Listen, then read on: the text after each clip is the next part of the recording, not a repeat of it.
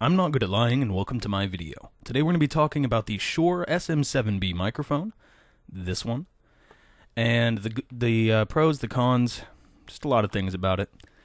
This is the same microphone that Michael Jackson used in his Thriller album, and it's also it's said to have been used in 40% of all popular recordings thus far. A lot of news stations use this microphone because it doesn't pick up any external noise. Look. And I think that's pretty cool. Yeah, actually, that's my main point. This doesn't pick up any external noise, whereas all my other microphones, I've had to do so much noise removal. It's been ridiculous, and that's actually why I stopped recording. I was using a Blue Spark microphone, as you'll have seen in previous videos of mine, and it was decent. I mean, it was okay.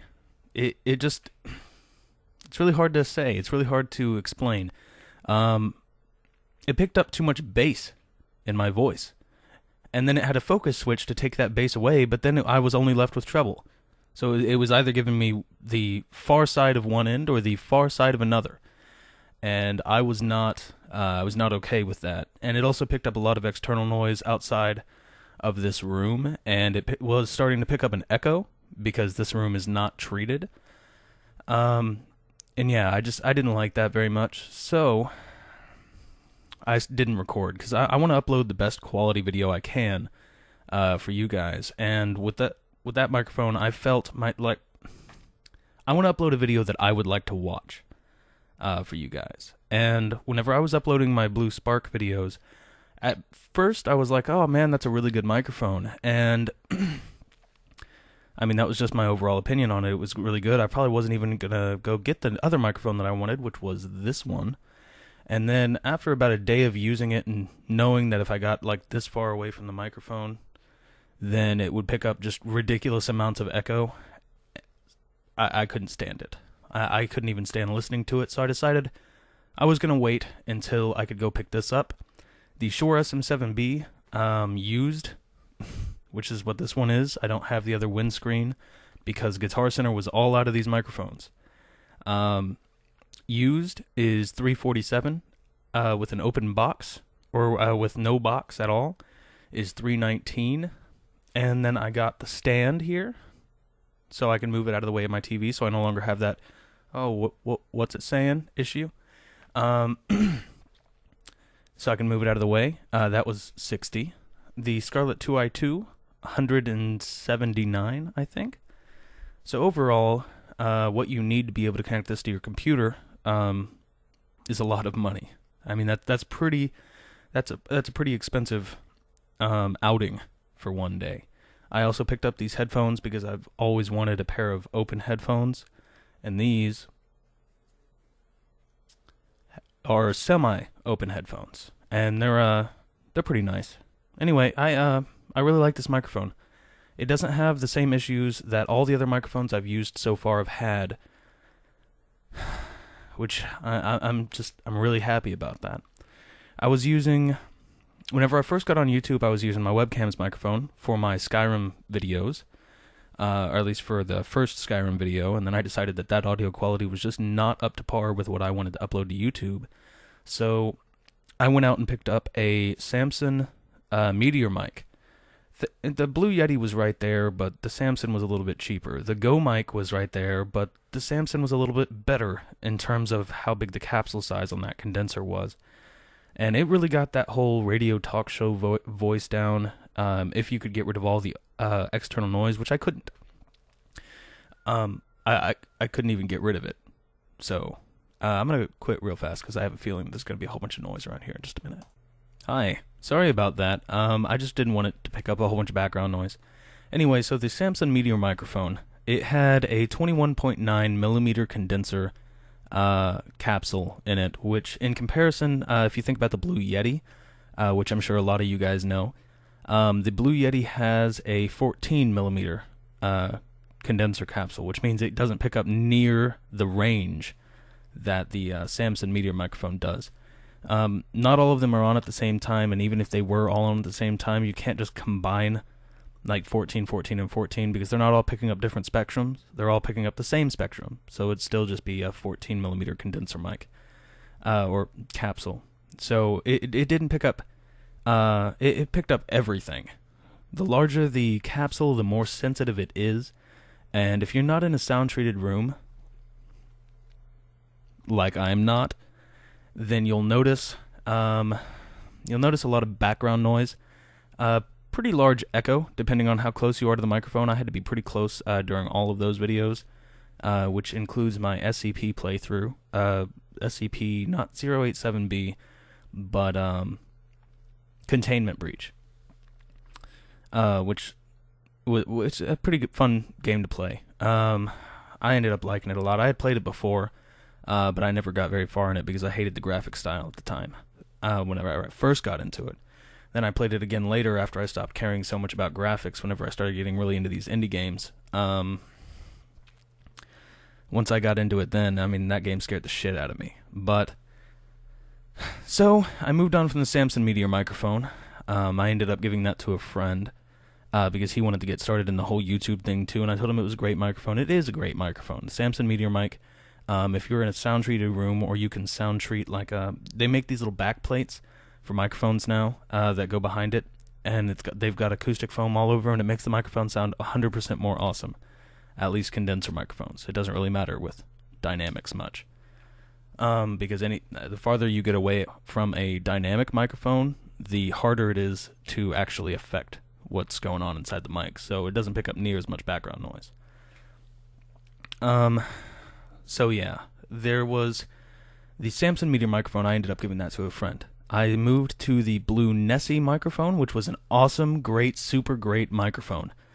It didn't have the super awesome quality that you guys might want, but the EQ settings on it, the auto EQ, and the auto noise removal for voice, I'm not sure if that was actually intended, but the noise removal part of it was great. For a lower end microphone that's a little bit more expensive than the Blue Yeti, or at least it was at the time, for the quality I was getting out of that microphone, I was happy with it. I was probably going to end up sticking with that for a long time until I got a little bit more views on YouTube. But the capacitive button broke, and I obsess about things a lot. And so whenever the capacitive button broke, I was on my 16th day of owning it, and Best Buy had a 15-day return policy. And so I decided, hey, you know what? I'm going to take it back to Best Buy, see if they let me flip it out for something. So I took it back there. For those of you who didn't know, the Blue Nessie has 3 different EQ settings built into the hardware. On the back, there's a little toggle. It's a lot like the Blue Yeti's toggle for turning on the different microphones, I guess. It's not really an EQ setting for the Blue Yeti.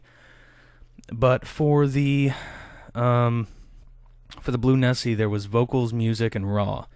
Raw means that it didn't add any EQ or anything to the audio itself. Music means that it's best tuned for... Alright, sorry guys, I didn't mean to cut again. I try to keep all the noise out of these videos so that way it doesn't get too bad, and I had a feeling that there was going to be another feeling there's going to be a lot of noise coming, and you have no idea how many times I actually end up having to cut, re-record, or just totally delete or not upload a video because of something totally random that happens that causes a big spark in the middle of the video. So anyway, back to what we were talking about. The Blue Nessie has 3 different... Oh, okay. So that's what's going on. Okay, so the Blue Nessie has... sorry. I guess I should show you guys. I have a watch on. It hit my desk, and I thought that was... Yeah. Anyway. The Blue Nessie has a little toggle in the back that turns on 3 different EQ settings, one for vocals, one for music, and one for raw audio, and raw audio just means it's not edited. Music means it has an EQ set up for like acoustic guitar and piano, which I have over there. And vocals means that it tries to do a whole bunch of echo cancellation and noise cancellation. So and apply kind of a deeper EQ to your voice so you sound a little bit better. Anyway, the capacitive button broke, so I could no longer mute the microphone whenever I wanted to, and I got rid of it for that reason. I ended up taking it back to Best Buy, seeing if they would let me flip it out something. They did. I ended up flipping it out with a Blue Yeti. Now, I've had bad experiences with that microphone in the past. Let me see if I can explain this right. If you have the stand tightened too far into the microphone, then you get a lot of vibrations from your desk picked up in it. And, well, that sucked whenever I first had it, but I eventually ended up learning how to cut that out by unscrewing them. I didn't even give it a chance the very first time I got the mic, because it was expensive-ish-esque, not really. And I ended up tightening it too much so that it wouldn't wobble, and then it ended up picking up all the vibrations, and it was really annoying trying to fiddle with it, so I just got rid of it a long time ago. But whenever I went in to go switch it out with the Blue Nessie actually was more expensive, so I could pick it up, and a pop filter for the Blue Yeti. That pop filter, 1 second. Hey, so that pop filter was this one. This is the Samsung dual filter, or whatever you want to call that, dual pop filter. So wind just cannot get through this thing. They're just a little offset, so no matter how hard you blow through this thing, on the other side, no air comes through. I ended up getting this for the Blue Yeti, hoping it would really help me out with my recordings. It's got a little desk clamp at the bottom. This thing was great. It was a little bit too expensive for what it actually is, but it was really good. I ended up really liking that. All right, so yeah, that's a great. It was a great pop filter while I needed one, but this windscreen actually keeps all pops out of the mic, so I don't even need a pop filter anymore, which is another cool feature of this. Is both of the windscreens completely block all pop noises. So I thought that was really cool. And anyway, I ended up picking both of those things up. The Blue Yeti ended up picking up a whole bunch of background noise unless I turned down the gain, but then whenever I amplified it, the background noise came back out. So it was kind of better to keep the gain up, because if I kept the gain up, then I wouldn't have to amp it up, which meant that less background noise would come through, and then I could do noise removal and it wouldn't affect the audio as much. And I wanted to keep it on cardioid mode, but then on cardioid mode it didn't pick up the sound that I wanted, so I ended up turning it to stereo mode. And then a lot of editing had to be done to get all the noise to just go away. I mean, I just really didn't like that mic. I think the reason it's priced at the point that it is that it comes with all these different modes, so you can do all these different things. But if you're looking to do this, what I'm doing right now, you really don't need anything other than cardioid. I mean, this thing, if you have enough gain, which the Scarlett 2i2 does actually not provide, but if you have enough gain, can actually support a conversation between two people.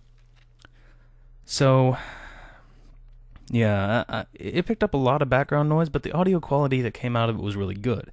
And if I spent enough time editing, which at the time of getting that microphone, each video ended up taking me about 3 hours to make, because I would end up having to redo entire segments of audio because of the background noise that would end up just coming through. I don't even know where some of it came from, but just because it came through, and those little hums that I used to get, if I applied the noise removal to it, it would screw up my voice, because I kind of have a deeper voice. So if I tried to remove any noise, then the little background hum would be interpreted as noise, and then that background hum would be removed along with the bassy note to my voice, which would make my voice sound all robotic. So there was just a lot more work. So I looked for a new microphone. I kept recording with the Blue Yeti because I still liked the audio quality, but it was just taking so long to make each video. But I liked the audio quality that was coming out of it, so I kept recording with it. But while I was recording with it, in between reviewing, just to make sure that I knew everything that was going on, I was also watching YouTube videos on my other monitor about different microphones to use, and I found, what is that guy's name? Alright, hey everybody. It was Mark A. Brown. Mark A. Brown. I'm not sure how he pronounces it. It's Marques_Brown, so MARKES_BROWN.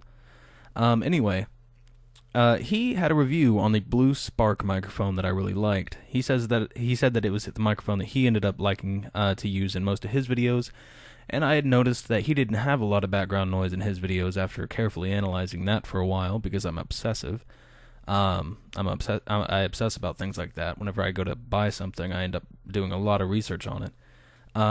But I noticed that he didn't have a lot of background noise, and I wasn't sure really whether that was because of his setup, the room that he's in. And then I ended up seeing a picture of him in a pretty well-treated room with pretty nice-looking diffused lighting and all that. So I decided that may not be the route to go. And then I ended up finding that a couple of the more popular people on YouTube used this microphone. And I didn't know why, but I noticed in one specific video that it said Shure on the back. And I looked up what this microphone was using a image search program that I have. I know it sounds really techie. I have a thing that allows me to search through pictures. Google will go through and analyze the picture and then find other pictures related to it. And so I ended up finding out that this was the Shure SM7B microphone. And then I watched some reviews on it and noticed the dramatic difference between this and that microphone. But then again, a lot of people also use the Blue Spark. There's Marquise Brown, and then there's this other guy. I don't know his name. He was a musician. Then the Blue Spark. I watched a video on the Blue Spark being compared to the Neumann U87 microphone. It's a $3,000 condenser microphone. And the video was about comparing an older guy, I can't remember his name, saying or speaking out loud the theme song to the Fresh Prince of Bel-Air, through both a Neumann U87 and a Blue Spark in a very, very well sound-treated studio. And the microphones didn't sound any different. And I was like, wow, that's kind of interesting. I mean, if the microphones didn't sound any different, maybe quality really can be better than noise removal. Maybe I could just work a lot harder to get rid of the noise, and I won't have to worry about noise removal quality so much, because I'll have this great, super awesome quality microphone that can be compared to a Neumann U87 and I'll just have the most awesome microphone in the world, and I'll do that, and I'll just keep spending 3 hours on each video. And then I did that. I ended up buying a limited edition Blue Spark gold microphone. Came with a shock mount, pop filter, the microphone itself, and the a super weird looking XLR cable, now that I think back on it. Though, I mean, it was a lot better than this one. This one just unplugs and plugs back in. It's really weird. Anyway, so I ended up getting that microphone, made a couple of videos, and found that in this kind of area, I could do the noise removal on that microphone, get the noise all the way down to where I wanted it, and then blast music over the top, which you would have noticed in my last couple of videos that I uploaded before today, was something that I ended up doing a lot. I was not talking unless there was music in the background, because of the noise removal I had to do and what it didn't remove from the mic. And I didn't mind that. It wasn't horrible. It wasn't a horrid sound. I mean, the quality was outright okay, I mean, it was very bright, it was very very EQ'd is what it kind of sounded like. It sounded like all it was picking up was my bass, even though this one picks up a lot of bass too, but that's because of a couple switches I'll show you closer to the end of this video, which we're getting close on now. So yeah, I ended up getting that microphone. I ended up recording 3 videos, I think, before I just stopped recording entirely. That was because I couldn't deal with it. The noise removal process and the audio I had to put over the video, and tuning and fine tuning, and then trying to find a way to EQ through the program I used to upload these videos, which was really difficult because this program likes you to only use this program, so you have to find a whole bunch of tricks and loopholes to even EQ the audio, which is crazy, just total insanity. But I mean, I've got 2 different programs for uploading videos and for making videos, and that's Vegas and Camtasia. And at the time that I had the Blue Spark, I had to grab it from Camtasia, export it, and everything else to another folder and then take the audio, run it through Vegas, take that audio out from Vegas, put it back into Camtasia, line them all up, and then I decided screw that, and I ended up actually taking the entire video after it was done from Camtasia, throwing it into Vegas, applying EQ settings and noise gate settings to keep the to do better noise removal, I guess. And well, that didn't turn out well, because the audio that I ended up licensing for my intro and my outro ended up all screwed up in every video, or in a couple of the videos that I uploaded. And then the quality ended up kind of screwed up because I compressed it like 19 times in that process. So I just couldn't do it. And the videos weren't up to par with what I wanted to show you guys, or not even really show you guys, but what I would want to watch myself. And because of that, I just couldn't continue with that microphone, and I stopped recording for 3 weeks. I apologize for that. For about, I think it's been about 3 weeks. Maybe it's been a month. Not sure yet.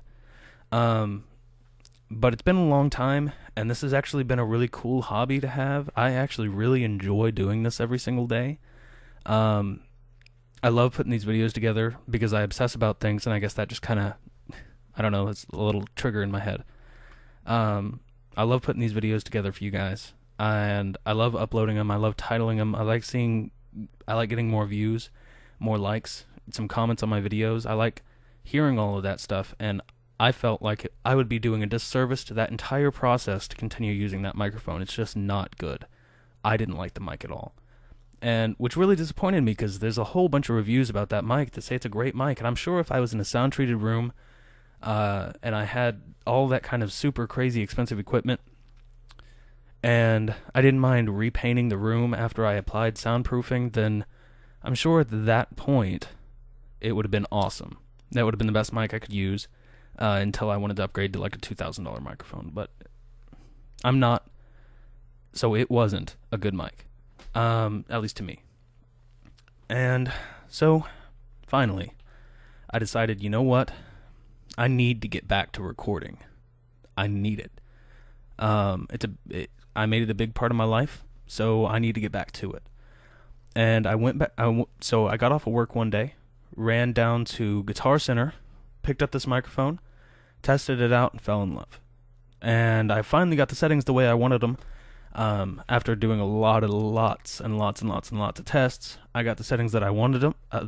This whole recording has been done with no EQ, and has been done with no compression. It's been done with no noise removal, and I liked it. During this whole process, every single time I've cut, I've rewatched from the very beginning to make sure I had no errors through this video, and I've liked every bit of the audio that I've heard so far. So, that's a good sign. Now let's get into the switches on the back of this. This has 2 different toggles on the back. It's a presence boost and a bass reduction thing.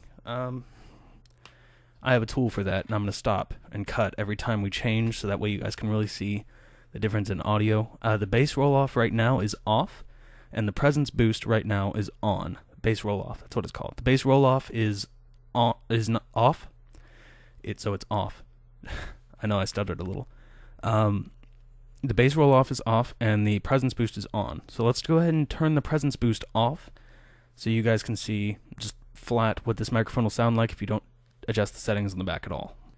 Oh, hey everyone. Alright, so this is with the presence boost off, and with the bass roll-off off. So that whenever you first get this microphone, like if you're even looking to go out and buy it, or if you're just watching a review, because I know some people do that, then this is how the microphone's going to sound initially. There's no presence boost, which means the mid-range is not being boosted.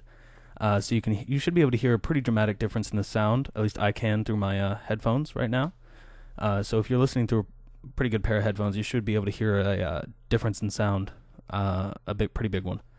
And the bass roll-off is off. So let's go ahead and turn the bass roll-off on, so you guys can get a sense of what that sounds like without the bass. Not like without the bass, but without it rolls off at a certain point, and without a presence boost on. So let's go ahead and do that now.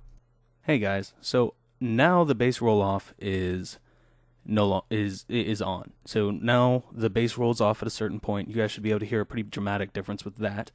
It definitely doesn't sound as warm anymore. This is actually how I wanted to start recording initially, because it sounds a lot more. How do you say? It sounds a lot more present, like I'm in the room with you. At least it does to me, and I really liked that to begin with. I don't know, it just didn't have the Morgan Freeman effect, you know? So, I don't know, I ended up turning it back on for this video. Still trying to decide whether I want the warm effect or if I want the present effect. But yeah, so let's go ahead and try the way I initially got the microphone because it was used. Let's go ahead and try turning the presence boost on and the bass and keep the bass roll off on so you guys can see what that sounds like. Alright, hello everyone. This is how I initially wanted to record, the perfect setup that I thought it had whenever I first plugged it in. That was probably because I was still overwhelmed with this being such an awesome microphone to begin with. So yeah, this is what the microphone sounded like initially. This was with the bass roll-off on and with the presence boost on. So this is what the microphone sounds like whenever you have the bass roll-off on and the... I'm not going to keep repeating myself. It's a pretty good mic. I really like it. I'm going to go ahead and turn that warm effect back on, and we'll close out of this video. Yeah, right now. Alright, so now we're back to how I initially had it with the bass roll-off off and the presence boost on, which creates the warm sounding effect that you hear here, the kind of broadcast voice that a lot of people want whenever they're podcasting and things like that. So the microphone doesn't really pick up any external noise, as I've shown in the beginning of the video, I believe. I mean, it doesn't, my levels don't even, like the little green bar that moves back and forth, it doesn't even move. It's just dead silent. So yeah, I hope you guys have been liking my videos. I hope you guys liked this video.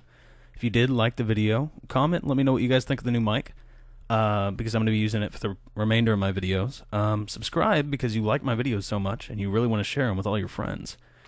And share the video everywhere with all your friends, you know, if you feel so inclined. And I will see you later.